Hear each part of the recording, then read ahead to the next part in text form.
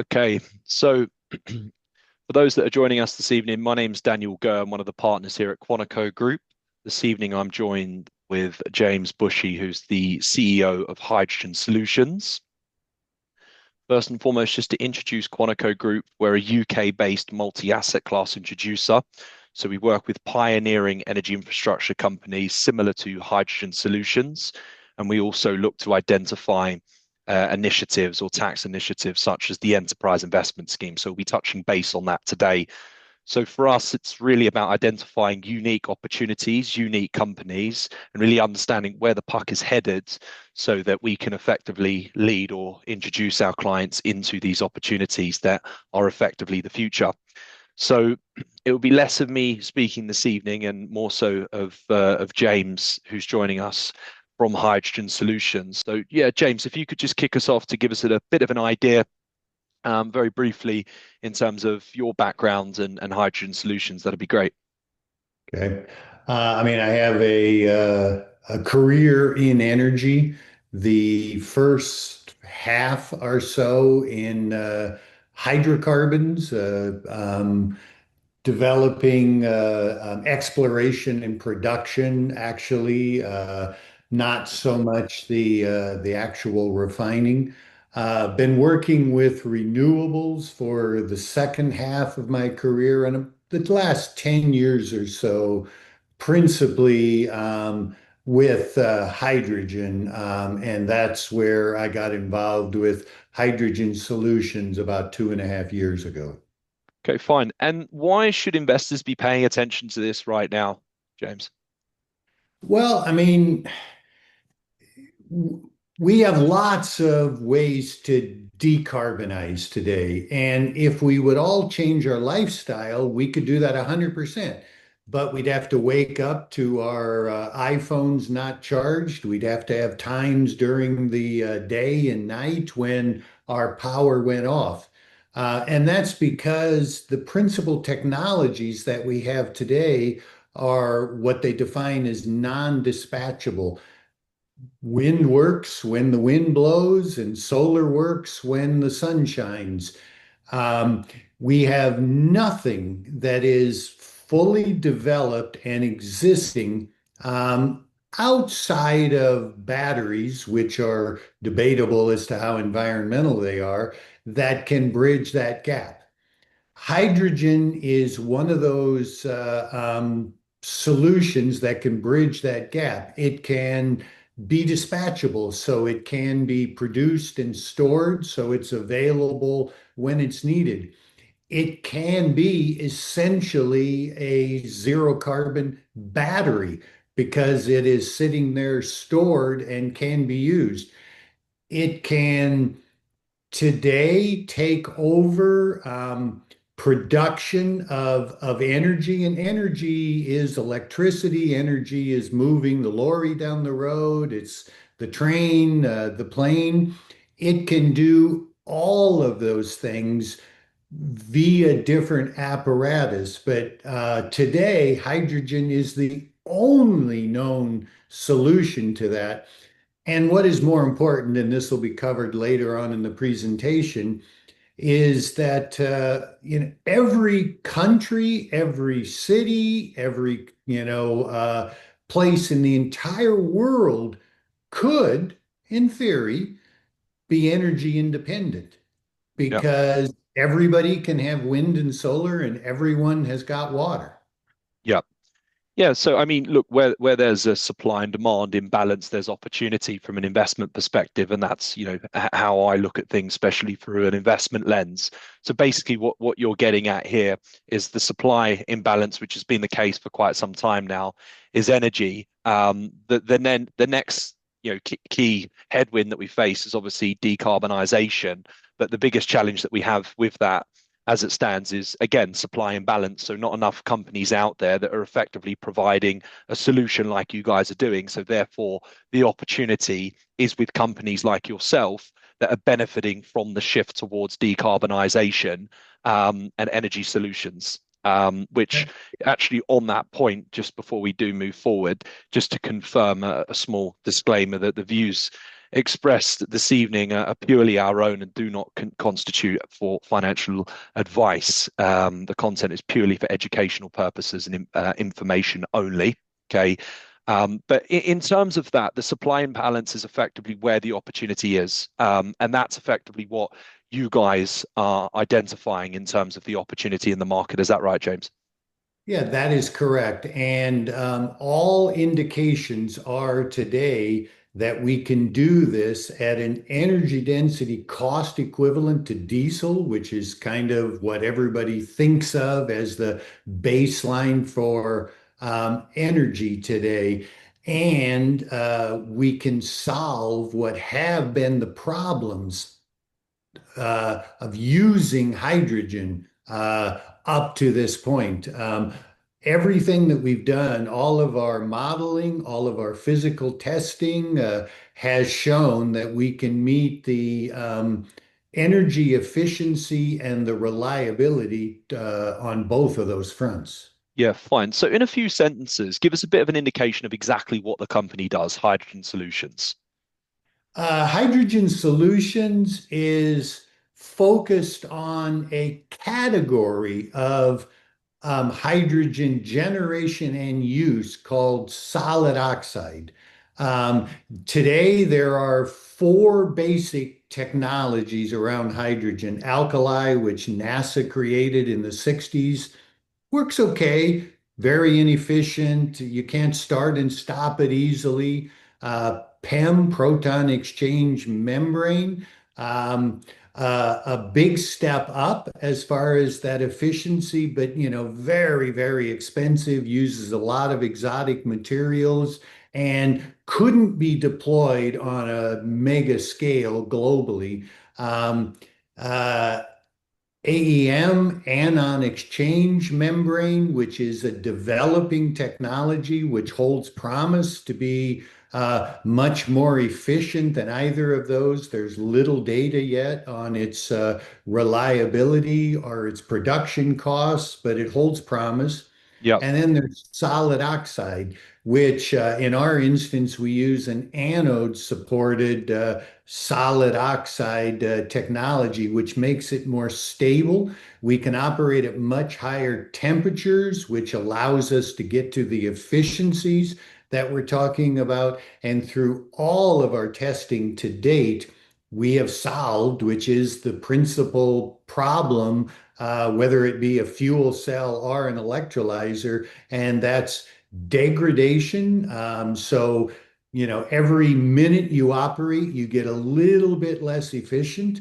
Okay. And the second is reliability. Hydrogen's a very small molecule. You have high temperatures, so differing expansion and contraction coefficients of the materials in the cells, they leak over time. Everything that we've done to date says that we've solved these two problems. Okay. Fine. Fine. So, basically, in terms of previous technologies or other technologies out in the market at the moment, the key issue is the fact that they're inefficient. They're inefficient and unreliable. Okay. So that inefficiency is obviously halting the scalability of hydrogen as a mainstay technology or energy solution. Is that right? It is because everybody wants to be green, but nobody wants to pay for it. And that's where that energy density cost equivalent to diesel is the key driver.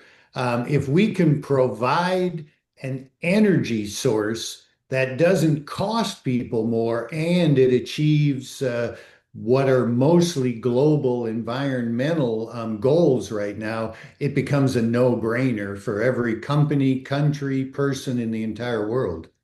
Okay. So basically, what we're stating here is increase efficiency brings the cost down, and then all of a sudden you have scale from a macro point of view. That is correct, yes. Okay, fine. And as we can see here on the slides that have been prepared, at the moment, you guys are getting north of 90% in terms of the efficiency behind your technology. How does that compare to industry at the moment? The alkali is in the 50, 55. Some companies quote into the high 50s percent efficiency. The PEM, proton exchange membrane, from that 55 up to about 65%. The AEM, some are saying they're getting to in the 80% arena. We have, without any secondary heat recovery in place, we are operating currently above 90%. And again, that reliability thing is, and that degradation is really, really important because those other technologies get a little bit less efficient with each minute that you operate them. And currently, through about 3,500 hours of accelerated life testing, we haven't seen any of that degradation. Okay, fine. That's really interesting. So, you're more inefficient, brings the cost down, and then enables that scalability that we need to obviously decarbonize. Um, Right. yeah. So in terms of moving forward, how does hydrogen solutions make money? Well, if you look at a fuel cell or an electrolyzer, essentially the core technology is the same thing. It's just in running in reverse, one versus the other. But what's defined as the balance of plants. So what's in front of that core technology and what's behind that core technology in all instances, no matter what that core technology is the same.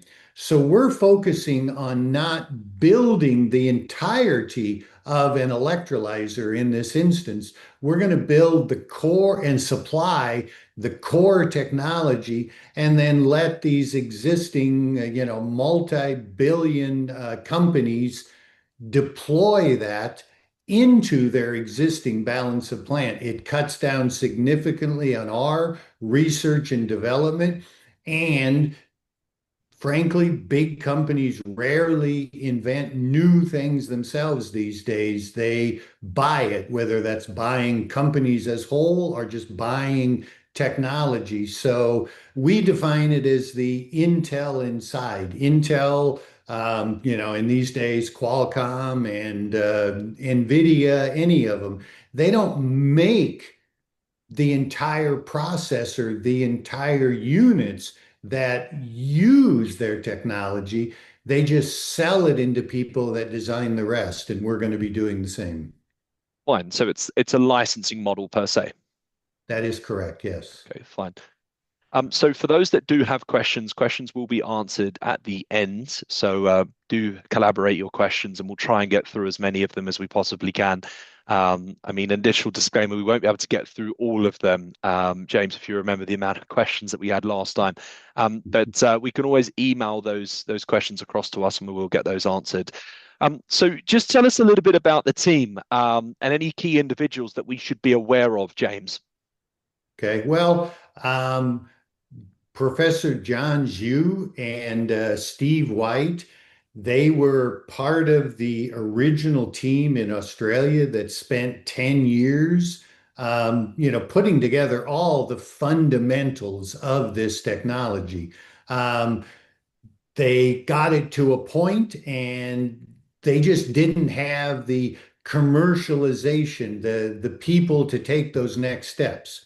So we in the UK, Hydrogen Solutions, started looking at this, but there's lots of technology, there's lots of people doing good things today. So we reached out to Nigel Brandon, the top right, and John Looney, the bottom left, experts in the field to evaluate this. They spent a couple of months with functioning hot boxes. That's what we call that core technology, putting it through its paces. And for instance, Nigel Brandon came back and not only said that this is likely something very special, but he wanted to be part of it. And by the way, Professor Brandon is uh, co-founder of Cares Energy, so one of the early fuel cell companies, head of the UK Hydrogen Council, member of the EU Hydrogen Council, engineering at Imperial, so he comes with significant pedigree, way more than someone like myself who learned most of what they learned through the School of Hard Knocks. So we got real excited when these people came back to us and said, "Yeah, you've got something special here." Yeah, I think it's really interesting. Dr. Nigel Brandon, for those that are just joining, is the individual that we're talking about at the moment. So he's the Dean of Engineering at the Imperial College in London. Is that correct? That is correct, yes. Yeah, and the last time I checked, Care's Power is I think it's north of $2 billion in terms of market cap now. So I think that's really, really impressive, the breadth of the team that you have there. Dr. Paul Grove, sorry, and his influence working with, Royal Dutch Shell, etc. Tell us a little bit about Dr. Paul Groves, because I remember you and I speaking previously before. I mean, he's been at the head of the build out, very much so in terms of interesting things that he's doing inside of the renewable sector at the moment. Oh, absolutely. He and I have had very similar careers. We started out in traditional hydrocarbons and then little by little morphed into other things. He spent two-thirds of his career directly with oil companies, but for instance, like with Shell, the last 10 years or so were directly related toward renewables, anaerobic digestion, landfill gas harvesting, et cetera. So what he's focused on for about 10 years, and since the time that I've known him, is the commercialization of good technology. So that's why he decided he wanted to be part of our organization because he's really good at finding money, finding channel partners, manufacturing partners, the things that are necessary to take what is largely starts as an academic exercise and turn them into a profitable commercial enterprise. Okay. So I think what was really important for us to discuss this evening is the key tailwinds that is driving renewables, hydrogen, energy infrastructure at the moment. Obviously, you have the macro tailwinds with regards to the geopolitical events that have taken place. You've got Russia, Ukraine, in terms of what influence that has in terms of the pricing elasticity, especially with energy costs in this country, because we're so heavily dependent in terms of imports. But then you've also got this other driver being the artificial intelligence layer that's now demanding energy. Well, it's the largest infrastructure build out in history.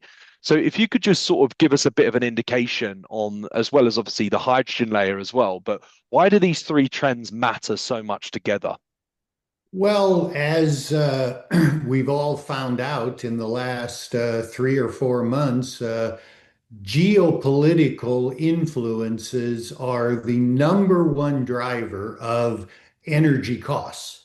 Um, and that's because we all rely on a relatively small number of sources for a large percentage of our energy.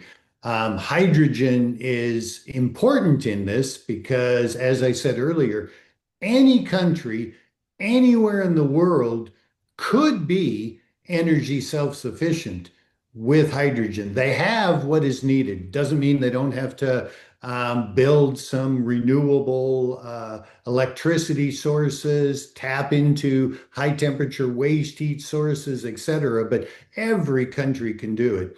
The AI build out, I mean, depending on which numbers you believe, from over the next decade or so, an increase of about 20% of global electricity demand to over 65% increase in global electricity demand. I mean, where's it going to come from?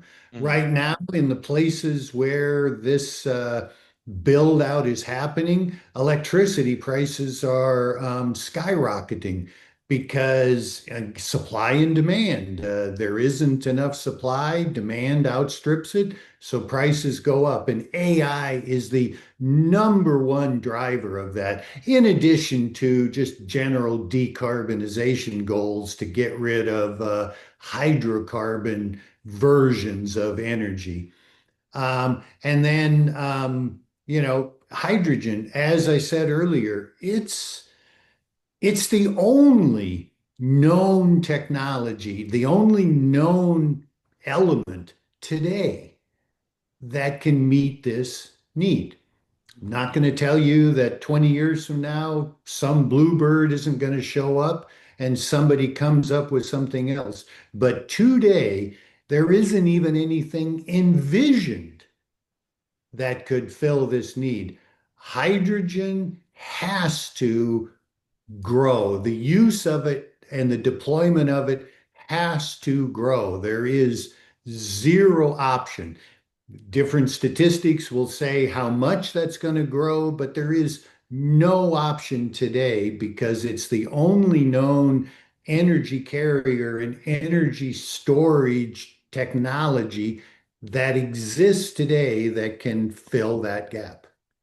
So the tailwind, if specifically if we looked at the artificial intelligence infrastructure build out that's going to take place, I mean, the CEO of NVIDIA, Jensen Huang, he came out, I think it was a couple of months ago now, and forecasted that it could hit $90 trillion in terms of the costs associated with the build out of the infrastructure layer that's tied to the artificial intelligence side of things.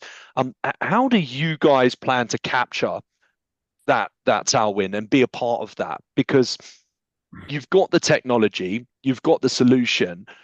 Tell us a little bit about the conversations or the plans that you guys have to actually be a part of that going forward, whether it's on the data center side in terms of the energy supply that you guys could provide there, or whether it's just the sort of infrastructure side of AI going forward. Tell us a little bit about your plans to capturing that tidal wave, which it is, right? Yeah, the factory of the future. So, I mean, for instance, these AI data centers, they're enormous. They're millions of square feet. They've got hectares of roof line and land. So you use all of that to capture photons from the roof or generate power from wind. You use that on site to create the energy that is needed for those times when they're not producing for backup power, etc. So we have really a self-contained energy system that is zero carbon in this instance, with all the backup, all the primary energy generation, everything that's needed. All of this started with the Tesco and the Aldi superstores and all their refrigeration and their diesel generators because they have to run full time. But it's really morphing into this AI model today. And it really is the model that is envisioned for energy in the future. 50 years ago, 7 power plants provided almost all the electricity in the UK. Wow. Today, all of that is local, and hydrogen is the enabler of that local generation. Okay. So we spoke a little bit about in terms of the national security issue associated with energy in the country in this country in terms of the UK. If you could tell us a little bit about that and solutions that hydrogen solutions, pardon the pun, can put forward at policy level. Tell us a little bit about that in terms of geopolitics and national security issue tied to energy. Well, I mean, look at what happened 4 years ago when Europe tried to decouple from Russian gas. Prices spiked, shortages, etc. The three You can things see on that that. here for those that are watching this from home in terms of that spike really aligns with what James just alluded to in terms of the Yeah, Russia-Ukraine. absolutely. Well, and whether you think this is good or bad, but gas purchases from Russia are going way, way up over the last 12 to 18 months, which has been one of the big reasons that that pricing has come down. Whether that's a reliable future source, the energy security that's listed as the top item on the left, whether it's the price volatility or global goals of decarbonization. I mean, how many more 35-degree days can the UK sustain the way it's going? How many more times is the Louvre and the Eiffel Tower going to be shut down because their people can't be there? The temperatures are too high. We have to change all of this. And right now, hydrogen is absolutely one of the best options, and by most people's estimation, the only option. Yeah, I mean, an interesting statistic that you and I have discussed previously in the past is how Goldman Sachs, one of the largest investment banks on the planet, forecast that the hydrogen sector could grow to $11 trillion over the coming years. So, it's definitely where the puck is headed, going back to our initial conversation. So just moving forward to the AI side of things, we'll keep this, super sharp and short, sorry. But just sort of touching base, obviously you can see there in terms of the demands for energy going forward. So for those that don't know, 50% of data centers in America this year have actually been delayed or cancelled because of one thing. That's energy. So I think it's easy to take the headlines that there's a chips shortage, which I don't think James or I are going to debate that. But I think that the key shortage to all of this is actually energy. Oh, absolutely. It's energy, and it's all of the disruption, the problems that are occurring by using traditional ways to generate that energy. They're setting up gigawatts of gas-powered generators to create the energy for these data centers. That's vast amounts of noise for, miles around the data center. It's vast amounts of pollution, which, depending on how the wind goes, from miles to hundreds of miles downwind. Something has to change, or this AI revolution certainly isn't going to happen at the pace that is anticipated today. I think you're seeing that slow down now, right? I think that's where sort of China, arguably is or has that upper hand is because they have secured the energy or the infrastructure layer associated with artificial intelligence compared to the West, where we're a little bit behind them. But you can see that sort of catch up now. So basically, what we're saying is the opportunity is actually in the infrastructure layer that's tied to AI. And the topic in conversation this evening is in hydrogen, basically, is or in energy and energy solutions. That is correct. The only way this is going to happen is if we have new sources of the energy for these data centers that literally need gigawatts of power. It's not going to be acceptable from a pollution perspective. It's not going to be acceptable from a life perspective of the people around it.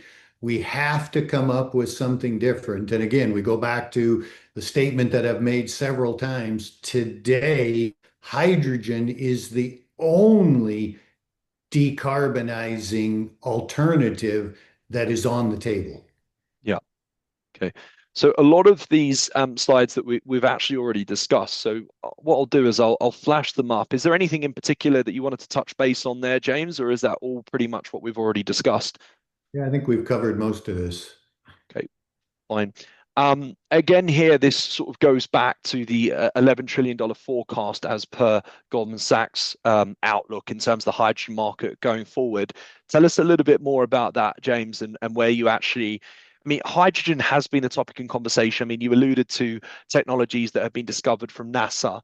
But why is this conversation more prominent now, and why is the rate of change greater now compared to even, I don't know, a year or 2 years ago? Is it mainly AI that's pushing this, or is It it more it so it the is geopolitical AI. vulnerability? It's the geopolitics. That no country should be entirely reliant on something critical to its existence on another country. It's the greater focus on decarbonization than had existed in the past. And it's simply the advancement of the technology. Um, we keep getting better, and that makes it a better solution. Yeah. So for those that are joining us a little bit late, we'll just highlight again. So Hydrogen Solutions are a pioneering tech-based hydrogen company. And the main headwinds that the hydrogen sector has faced over the years is the fact that the production of hydrogen has been inefficient. The solution that, pardon the pun, Hydrogen Solutions has is the fact that their efficiency based on the technology that they're currently pioneering at the moment is north of 90% compared to industry, which James alluded to a few moments ago is between 50 and 55%. Again, just sort of highlight to us this hotbox technology that you guys are working on at the moment. And is there a way to increase the efficiency levels from 90% up to, I don't know, 100%? Oh, absolutely. We haven't done this yet, but if you look at all of our modeling, by recycling the heat that we actually generate back into the system, we think we could get it over 100%. I mean, basically, the oxygen and hydrogen molecules in water, it takes a fixed amount of energy. That energy can be electricity, which is how it's almost all done today. It can be pressure. It can be temperature. Well, we are the first technology. Solid oxide is the first technology that can operate at temperatures so that we can use some of those other sources of energy to cut down the amount of electricity that is required. So that is really what gives us our efficiency. And you've got the chart there on the left. That's the various technologies that I was referring to with solid oxide at hydrogen solutions on the bottom. Fine. And just to talk us through that cost advantage, I remember you gave me some details a little while ago. Let's say you've got a hydrogen plant that's producing 100,000 tons a year. The cost associated to that at the moment, correct me if I'm wrong, is anywhere between $5 to $6 per kg. Is that a correct and accurate assumption? That would be a high tech facility. And that is still above the energy density cost equivalent of diesel. We have to get that down, and everything that we've done so far has said that we can get that down. And then you couple that with this production and use together so that you don't have transportation costs. Right now, we should be able to beat any electricity price anywhere in Europe with our technology. And give us some numbers in terms of what you could actually get that cost down to per kg in terms of hydrogen. Well, Just I just in a mean, in a rough roundabout right estimate. now we're targeting between 1 and 2. Which would mean on the example of 100,000 tons in production, that would be a cost savings of circa $100 million a year per plant I mean, on an annualized basis. it's huge, and again, and because you can produce and use in the same location, we don't have the 8, 10, 12% energy losses that exist in the electrical lines coming from Scottish wind. And it just there are lots of things that add to this that aren't directly related to the solid oxide, but they're facilitated by the ability to do things differently. Okay. We've spoken about the business model, the intel inside the industrial electrolysis. Other analogies that could be used is, I guess, the Airbnb business that doesn't own any properties but has the technology. Same with, Uber doesn't own a fleet of taxis but owns the technology. So what this is, for those that have been watching this, in terms of your business model is effectively a licensing model. You're not infrastructure first, where you're capital intensive, spending tens of millions, hundred millions to build the infrastructure. infrastructure, you're actually tackling the key issue, and that is the fact that hydrogen production has been too inefficient. You guys have the solution to that in terms of increasing that efficiency, bringing that cost down, and you intend on licensing that technology out to big businesses. That is correct. And in addition to licensing it, we intend to then manufacture that hot box. So we will get a margin on that. And really, the principal reason for manufacturing it, because it gives us then the aftermarket business. We get all the servicing and things that go with that, which is anyone that's ever worked for an OEM knows that that's the highest margin business that they have. And who are your clients, James? All of the existing electrolyzer businesses today. So it's PEM, it's ITM, it's CARES, it's GE, it's Siemens, it's Cummins. Today there are dozens of these companies in the West, and so they will be our customers. And this is projecting into the future, but one of them is likely to be the ultimate owner of this technology because they'll want to stop the others from getting it. And what's stopping them from building this technology without you?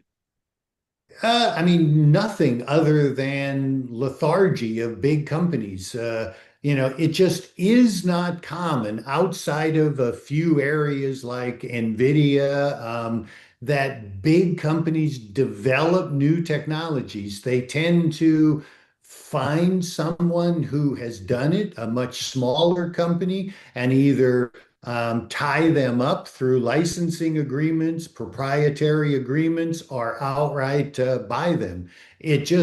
It's more efficient for these big companies generally to do this today than spend the years and significant sums of money needed to develop things themselves. Okay. So here we have the high margin licensing. I mean, we've really touched base on that, and we can obviously share the information in terms of the profitability. I mean, it truly is a high margin business in terms of what you guys are doing. Is there anything that you wanted to sort of touch base on, or anything that an investor like myself should be aware of, James? Well, I mean, licensing is the highest margin business. It's like selling software. Once you have what you need, everything else is profit. So it's an extremely high margin business. And then, as I said, that will be supplemented by actually manufacturing that core technology and then starting a couple of years in the future after those are being delivered, that aftermarket business. Okay. And then obviously, if you could just give us a bit of an idea, appreciate that these are purely illustrative forecasts. But if you could just give us an indication on those numbers, as well as the near term re-rating from 35p per share to 40p per share. If you could just sort of give us a bit of an idea on the roadmap to getting up towards base case horizon of £2.80, and the sort of timeframes on that. Sure. Well, I mean, right now we are scaling up the stacks. If you look at a industrial scale electrolyzer today, they're as much as like 5 megawatts, and those will fit in a 20 to 40-foot container size. Mm. We need these stacks to be as big as possible, but every electrolyzer is a series of these stacks, running in series. So we want to get as large as we can without compromising reliability and making it as cost effective to build as possible. So we're a few months away from getting to that, which is really where the 40p comes in. And then we need to take that commercial product, build it into a full-scale model. Currently, we're planning on doing the testing at the Umber, because there's lots of places with high temperature waste heat and it's one thing to show something works in a lab, but then you got to show it works in a real world environment. So that's kind of the next step up on that chart around four, and then delivering at scale the products, five, and then delivering at a much higher scale the hot boxes with the aftermarket is number six. Okay, fine. And just in terms of time frames, appreciate you do not have a crystal ball. Nobody does. But getting to five, getting to six, what is I don't know, 36 months, 48 months, is that wishful thinking or is that very achievable? Well, four should be within 24 months. Okay. And then, cross fingers. If everything is as we anticipate, six happens very quickly, or five happens very quickly, and six really comes down to being able to scale up partners that will actually be building these stacks and things. So, because we're taking the Apple, the NVIDIA kind of model in that we're the design element. We are the quality control, the project management, but others will actually build these for us. So it's the pace that we get those online. So sort of 3 to 5x in your own opinion, if you were to shake the crystal ball in the next 3 to 5 years, isn't, is a good expectation for an Yeah, investor. we should meet or exceed 5 years for six. Okay, fine, fine. Obviously, just to highlight as well, investors do need to self-certify as a sophisticated or high net worth individual, which your consultant or the individual introducing you can discuss that with you as well. In terms of hydrogen solutions, I'll touch base on this. They are an EIS Advanced Assurance qualifying company. The Enterprise Investment Scheme is a HMRC endorsed initiative that was first founded back in 1995. It's probably HMRC's best kept secret. Do feel free to speak to your accountant for further information on this, but it's very, very relevant for UK investors because of the rising tax headwinds that a lot of individuals have faced over the years. But just to give you the commercials, qualifying EIS investors can receive 30% income tax relief against their initial investment. So to quantify that, let's say your investment was £50,000, you qualifying investors would be able to claim 30% of that, which would be £15,000 back their income tax bill last financial year. In addition to that, qualifying EIS investors, if they held the investment for a minimum of 3 years, it's exempt from capital gains tax and inheritance tax. And there is also loss relief with regards to capital loss relief as well, which you can discuss with your consultant, or we can provide you further information on that as well. So that is a key benefit to all of this as well, is the fact that not only are you capturing the asymmetric upside of hydrogen, of energy infrastructure, of the correlation with artificial intelligence and how big of an opportunity that is, you're also claiming benefits if you are a qualifying taxpayer and EIS is relevant to you. So that's definitely something worthwhile having a look at as well. Think again, a lot of this is what we have discussed. Happy to share slides with individuals and all of you that are watching this from the comfort of your homes this evening. We'll go to a few key questions now. Like I said, we won't be able to get through all of them, but if you can email your questions across to us, that would be great. Just in terms of investment opportunity, I know I can see one of the questions that's already come through is when the share allocation is going live. That will be going live in the coming days. The shares will be allocated on a first come first served basis. There is only a limited amount of funding, if I'm right, James, that you guys are releasing to keep rounds accretive. Is that correct?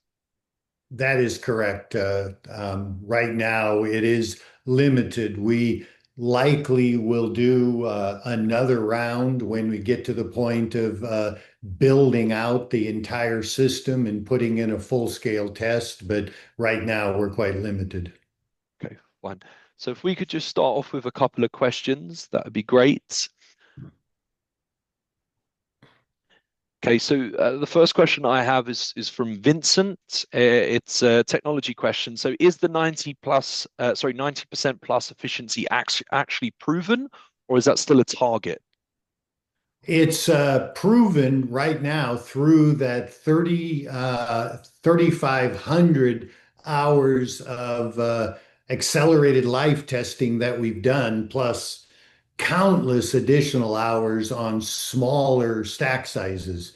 So, as I said, it takes a fixed amount of energy to split those molecules apart, and we are getting a bunch of that energy from high temperature waste heat. So, that is really our secret sauce. We have the ability to operate at 750, 800 degrees, which allows us to get free energy for all practical purposes. And then with that, we've eliminated all the exotic materials. And through all this accelerated life testing to date, any of the leakage and degradation problems that have plagued electrolyzers and fuel cells to date. Okay, fine. I have a question from Nathan. Why is now the right moment? What's changed that makes this the right time? Well, I think because partly because the technology is advancing, so we can make hydrogen much more cost efficient. I think our unstable, geopolitically unstable world, this the right moment. Three heat waves in Europe so far this year is making people understand that. Likely, some of what we as humans are doing are causing that. So all of this is kind of coming together at the right time to say we have to do something different. And what we're doing is not going to be the only solution. I don't think there is a solution, but given an 11 trillion market that's part of hydrogen, if we can just get a very small fraction of that, it will meet all of our financial goals. Yeah. We've got a really good follow-up question here from Emily. If hydrogen is such a great solution, why are the AI leaders not partnering with hydrogen-based energy companies? From the news, it appears that AI giants are focusing on nuclear energy. Nuclear is in my mind, another one of those options. Some of these small nuclear molten salt reactors, lack of understanding, but I mean, AI isn't focusing generically on nuclear either. Right now, the AI plants that I'm aware of in North America and Europe are focusing on natural gas, which is polluting, which is not good. So I think nuclear is a good option, but it isn't the only option.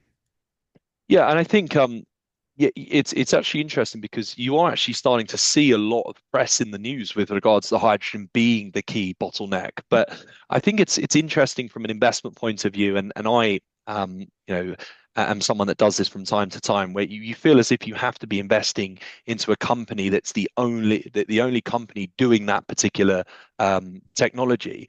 But the scale of how big this is, we are going to need more solutions. Mhm. Past hydrogen. And I think, each energy source has its own headwinds, i.e., nuclear in terms of time frame, risk, things like that. The timing associated with the build out of nuclear is the key headwind, right? In terms of how long it takes to build out these nuclear plants. But the fact of the matter is that there is room.